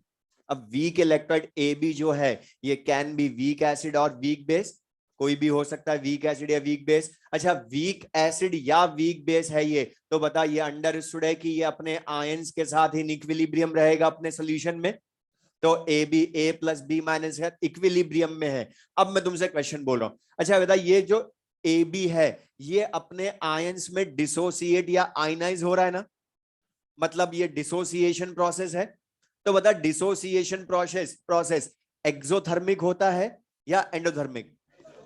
हमने थर्मोडायनेमिक्स में पढ़ा होता है डिसोसिएशन तो जनरली क्या होता है एंडोथर्मिक, एक्सेप्शन में हमने इसको पढ़ा नहीं, तो बता एंडोथर्मिक ही होगा। अच्छा एंडोथर्मिक का मतलब हीट ज्यादा एब्जॉर्ब करके इजीली होगा ना। तो अब मुझे बता दो जब मैं इस प्रोसेस में टेम्परेचर बढ़ाऊंगा, ध्यान से बताना, तो बता ये प्रोसेस एंडोथर्मिक है ना, मतलब जितनी ज्यादा हीट मिलेगी उतना जल्दी होगा। तो बता टेम्परेचर बढ़ाने पर इक्विलिब्रियम इसका बैकवर्ड आएगा या फॉरवर्ड जाएगा? वेरी गुड, क्योंकि बता बॉन्ड टूटेगा ना जल्दी, इसका हीट ज्यादा एब्जॉर्ब करेगा, टेम्परेचर बढ़ाएंगे तो हीट मिलेगी इसको, और हीट मिलेगी एब्जॉर्ब करेगा तो बॉन्ड टूटेगा, और बॉन्ड टूटने का मतलब क्या है आयंस में ब्रेक इजीली होगा, मतलब equilibrium shifts in forward direction. अच्छा फॉरवर्ड डायरेक्शन में होगा तो आयंस बढ़ेंगे ना, और आयंस बढ़ने का मतलब इसका अल्फा बढ़ा, तो on increasing temperature alpha value बढ़ती है। लेकिन अब एक क्वेश्चन मुझे बता दो, ये जो सेकंड एंड थर्ड फैक्टर हैं दोनों, ये स्ट्रॉन्ग इलेक्ट्रोलाइट्स के लिए हैं या only for weak electrolytes? Very good, क्यों? स्ट्रॉन्ग का तो अल्फा बिना इनको चेंज किए ही 100% है ना, अब टूटेगा कौन, मॉलिक्यूल तो बचा ही नहीं उनका, तो वो तो पहले से 100% डिसोसिएटेड होते हैं, इसलिए ये मेनली फॉर वीक इलेक्ट्रोलाइट, तभी तो ऑस्मोस dilution applicable only for weak electrolyte. या टेम्परेचर बढ़ाने पर अल्फा भी वीक इलेक्ट्रोलाइट का ही बढ़ता है, लिख लें, तो टेम्परेचर बढ़ाने पर अल्फा वीक इलेक्ट्रोलाइट बढ़ता है।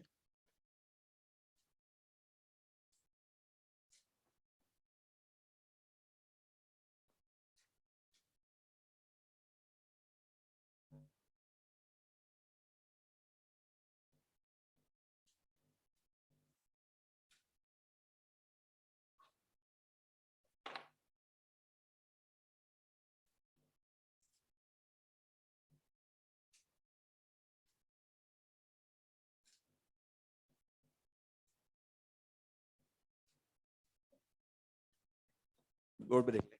अब ये जो फोर्थ फैक्टर है नेचर ऑफ सॉल्वेंट। अच्छा नेचर ऑफ इलेक्ट्रोलाइट का मतलब क्या होता है, इलेक्ट्रोलाइट बदलता जाऊं तो अल्फा बदल सकता है। अब नेचर ऑफ सॉल्वेंट का मतलब क्या है, इलेक्ट्रोलाइट नहीं बदलेंगे, अब सॉल्वेंट बदलेंगे जिसमें इलेक्ट्रोलाइट को डिसॉल्व कर रहे हैं, तो भी अल्फा बदल जाता है। इसलिए तुमने ध्यान से देखा हो, बता हमने हर बार जब भी स्ट्रॉन्ग वीक बोले पूरी फिजिकल केमिस्ट्री में कहीं भी पढ़े तो बता हमने हमेशा इन एक्वस सॉल्यूशन ही बोला ना, क्योंकि वहां सॉल्वेंट फिक्स रखोगे तभी तो इलेक्ट्रोलाइट का नेचर पता चलेगा। तो बता जब एक फैक्टर बदलते हो तो अंडरस्टूड होता है कि बाकी फैक्टर्स रिमेन कांस्टेंट। तो बता जब इलेक्ट्रोलाइट बदला तो सॉल्वेंट नहीं बदला। अब क्या बोल रहा हूं मैं तुमसे, क्वेश्चन पूछ रहा हूं, केमिकल बॉन्डिंग में तुम पढ़ चुके हो, इसी से बता देना। बता HCl को वाटर में हमने डिसॉल्व किया एक बार, तो इसका डिसोसिएशन α1 बोल दू। दूसरी बात सेम इलेक्ट्रोलाइट HCl को वो नहीं बदला आपके, इन बेंजीन डिसॉल्व किया, तो इसका डिसोसिएशन α2 हो गया। अब मुझे बताओ किसमें HCl का अल्फा ज्यादा होगा? बोलो। वाटर में। Very good. क्यों? पोलर नेचर, या इसी को मैथमेटिकली बोलो डाइलेक्ट्रिक कांस्टेंट वाटर का ज्यादा होता है। अब बता जिसका डाइलेक्ट्रिक कांस्टेंट ज्यादा उसका पोलर नेचर ज्यादा, तो उसमें अल्फा भी ज्यादा होता है। तो बता मैं शॉर्ट में बोल दूं, डाइलेक्ट्रिक कांस्टेंट को म्यू से रिप्रेजेंट करते हो ना, और म्यू जिस सॉल्वेंट का ज्यादा उसका उसमें अल्फा ऑफ इलेक्ट्रोलाइट भी ज्यादा होता है। तो लिख लें शॉर्ट में पहले यही, म्यू ऑफ सॉल्वेंट ज्यादा तो अल्फा ऑफ इलेक्ट्रोलाइट भी ज्यादा होता है। और यहां पर किसकी वैल्यू ज्यादा होगी? α1 ग्रेटर देन α2 होगा। लेकिन हमें कैसे पता चलेगा किसका कितना होता है? तो डायरेक्ट याद रखना मैथमेटिकल वैल्यू। वाटर के लिए म्यू वैल्यू 81, हैवी वाटर के लिए 79, या बेंजीन के लिए 2.5, और CCl4 और बेंजीन इनके लिए 0 या ऑलमोस्ट 0 होता है। अच्छा बता बेंजीन में क्यों HCl डिसोसिएट नहीं होता है? Non polar like dissolves like.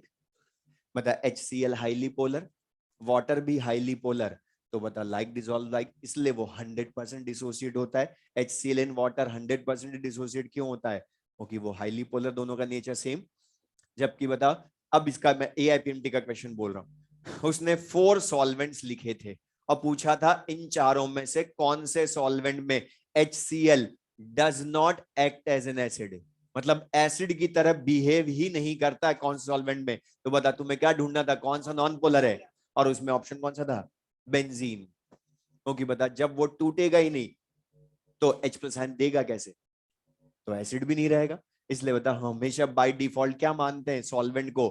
Water ही मानते हैं ना हम, फिर ना लिखा हो तो पूरी फिजिकल। लेकिन अब एक ये फोर्थ फैक्टर मैंने पढ़ा दिया, फोर्थ फैक्टर मैंने पढ़ा दिया, लेकिन फिजिकल केमिस्ट्री में कभी भी हम सॉल्वेंट चेंज नहीं करते। तुमने देखा होगा ध्यान से, पूरी फिजिकल केमिस्ट्री में तुमने हर जगह एक्वा सॉल्यूशन ही काम में लिया ना, या अगर सॉल्वेंट नहीं भी बताया तो भी वाटर ही माना। तो हम बदलते नहीं है, वो तो पूछे तो बताओगे, वैसे बताओ कंसेप्ट तो सारा केमिकल बॉन्डिंग का ही काम आया, इसमें कुछ भी हमने फिजिकल केमिस्ट्री यूज नहीं करी। लेकिन जो सबसे इंपॉर्टेंट फैक्टर है इनका,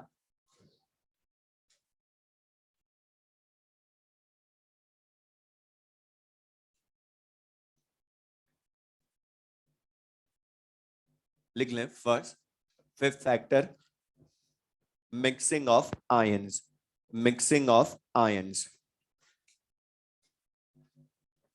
मिक्सिंग ऑफ आयंस।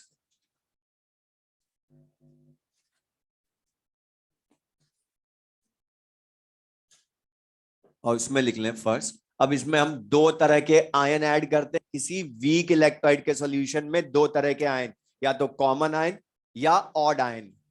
और एक चीज ध्यान रखना, ऑड आयन ओनली दो होते हैं, H+ और OH आयन। अगर हम सेम सॉल्यूशन में H में लिखवा दूंगा अभी आगे, बस सुन ले, पहले बोल रहा हूं पढ़ाने के पहले। ऑड आयन का मतलब सेम सॉल्यूशन में H+ और OH आयन दोनों आ जाएं तो क्या बोलेंगे, उनमें ऑड आयन है। लेकिन ऑड आयन इफेक्ट होगा या नहीं होगा वो डिपेंड करेगा क्वेश्चन पर। सेम वैसे कॉमन आयन एनायन भी हो सकता है, या H+ आयन या केटायन भी हो सकता है, लेकिन उसका इफेक्ट होगा या नहीं वो हमें पता चलना चाहिए पहले। तो पहले मीनिंग ही बताओ कॉमन आयन इफेक्ट का होता है एग्जैक्टली, लिख लें। when a solution when a strong electrolyte when a strong electrolyte strong electrolyte having common ion, having common ion is added in the solution of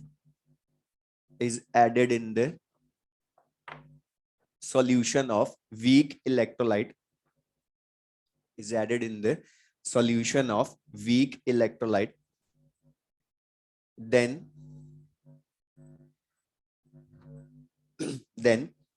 alpha of weak electrolyte decreases. Alpha of weak electrolyte decreases, which is called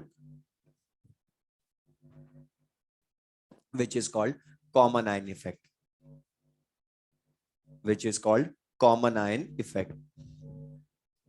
common ion effect. Second लिख लें odd ion effect, इसी mixing of ion में लिख लें second odd ion effect, odd ion effect.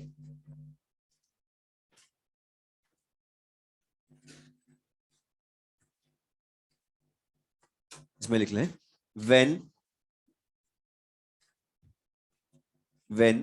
a solution of when a strong electrolyte, लिख लो when a strong electrolyte having odd ion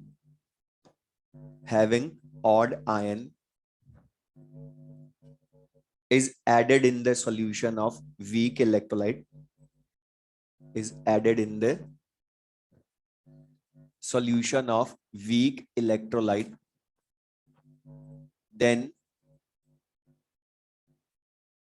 then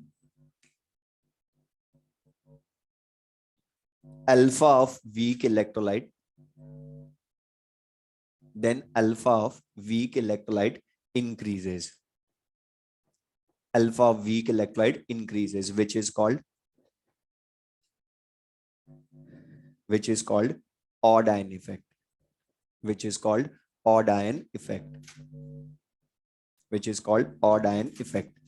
अब इसमें ये जो दोनों लिखा इनको मैं एग्जांपल समझाऊंगा थ्योरी को, लेकिन उसके पहले इनकी कंडीशन कि कब कॉमन आयन प्रेजेंट होने पर कॉमन आयन का इफेक्ट होगा, कब ऑड आयन होने पर ऑड आयन का इफेक्ट होगा। तो जो मैं अब ये नोट लिखवा रहा हूं दो, ये हमारे क्वेश्चन करवाएंगे जब भी वो तुमसे पूछेगा। सुन लो, पहले क्वेश्चन बोल रहा हूं कैसा रिप्रेजेंटेशन होगा। वो हमें पेयर्स ऑफ इलेक्ट्रोलाइट्स लिख देगा, दो इलेक्ट्रोलाइट लिखेगा पेयर्स में, अब पूछेगा इनमें से किसमें कॉमन आयन इफेक्ट होगा, किसमें ऑड आयन इफेक्ट होगा, या किसमें दोनों ही नहीं होंगे। तो हम आइडेंटिफाई कैसे करेंगे, उसके लिए ये दोनों नोट तो लिख लें। नोट फर्स्ट लिख लें व्हेन, या व्हेन मत लिखना,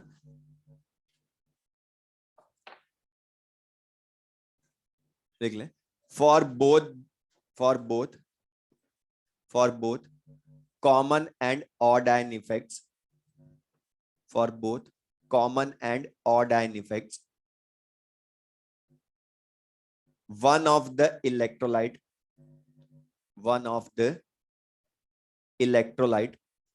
must be weak. सेकंड लिख लें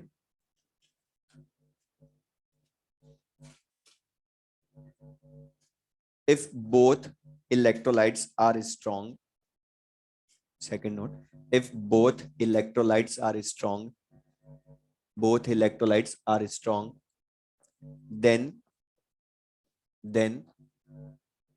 both these effects are not observed.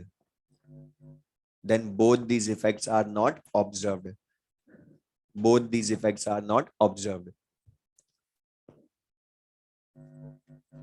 अब बोर्ड पर लिख लें। मैं क्वेश्चन की लैंग्वेज पहले बोल, इसी को तो मैंने बोला पेयर की फॉर्म में पूछेगा किसमें common ion odd ion effect है, किसमें नहीं है। लेकिन दूसरा क्वेश्चन जो ज्यादा अच्छा लगता है थ्योरेटिकल क्वेश्चन, सुन ले लैंग्वेज। मैं बोलूं व्हेन सोडियम एसिटेट मतलब CH3COONA is added in the solution of acetic acid, then what will happen। तो हमें आंसर नहीं बताना, बस पहले मैं लैंग्वेज बताइए कैसे बोलेगा।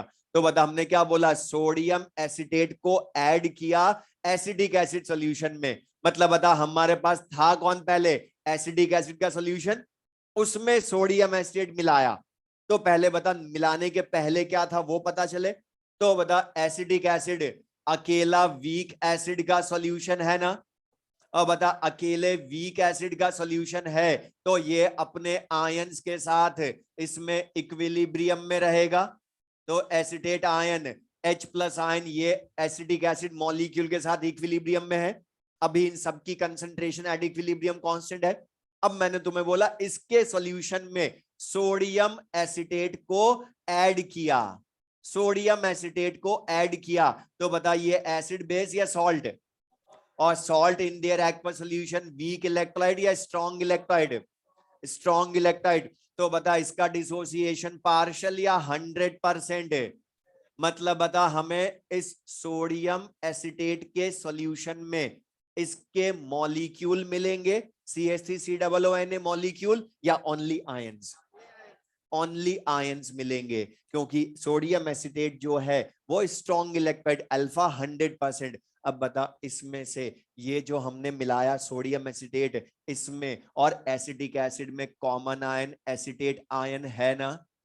अच्छा बता थोड़ा सा लीचेटली ध्यान, मतलब पहले जितने एसिटेट आयन थे इसको मिलाने के बाद उतने रहेंगे या बढ़ जाएंगे। और तुमने पढ़ा है बता प्रोडक्ट की कंसंट्रेशन अगर बढ़ जाती है तो इक्विलिब्रियम डिस्टर्ब होता है। और इक्विलिब्रियम सुन ले मैं जो बोल रहा हूँ, जिनको नहीं ध्यान या थोड़ा सा कंफ्यूजन है बता, उसके अकॉर्डिंग जब भी किसी की कंसंट्रेशन बढ़ती है तो इक्विलिब्रियम उस डायरेक्शन में शिफ्ट होता है जहां उसकी बढ़ी हुई कंसंट्रेशन थोड़ा कम हो जाए। सारी कम नहीं होती, ओवरऑल तो बढ़ी हुई मिलेगी लास्ट में वो, लेकिन थोड़ा कम हो जाए। अब बता वो बढ़ी किसकी है, एसिटेट आयन जो कि इस ओल्ड इक्विलिब्रियम का प्रोडक्ट है। अब प्रोडक्ट की कंसंट्रेशन बढ़ी है तो इक्विलिब्रियम पहले वाला वहां शिफ्ट होगा जहां प्रोडक्ट की थोड़ी कंसंट्रेशन कम हो जाए। और बता प्रोडक्ट की कंसंट्रेशन कम होने की एक ही कंडीशन है कि वो रिएक्टेंट बनाने लग जाए। प्रोडक्ट की कम होने की एक ही कंडीशन है कि वो रिएक्टेंट बनाने लग जाए, और रिएक्टेंट बनेगा तो बता फॉरवर्ड डायरेक्शन में या बैकवर्ड, और बैकवर्ड होगी तो मुझे बताओ एसिडिक एसिड की फॉर्मेशन ज्यादा होगी ना, मॉलिक्यूल की CH3COOH मॉलिक्यूल्स की फॉर्मेशन ज्यादा, मतलब ये आयंस कंबाइन होकर CH3COOH मॉलिक्यूल बनाएंगे। तो बता इसका डिसोसिएशन ज्यादा होगा न्यू इक्विलिब्रियम पर या फॉर्मेशन ज्यादा, और फॉर्मेशन ज्यादा मतलब डिसोसिएशन कम, मतलब अल्फा बढ़ेगा या कम होगा, कम होगा। अच्छा ये अल्फा कम किसकी वजह से हुआ, कॉमन आयन की वजह से हुआ ना, तो ये कॉमन आयन इफेक्ट बोलोगे ना इसको फिर, तो पढ़ो डेफिनेशन यही लिखा है हमने, when a strong electrolyte having common ion is added in the solution of weak electrolyte, then alpha of weak electrolyte decreases, which is called common ion effect. अब odd ion effect या इसके और question में बता दूंगा next class में, लेकिन मतलब यहाँ तक पढ़कर आओगे, बाकी फिर नेक्स्ट क्लास में पढ़ेंगे।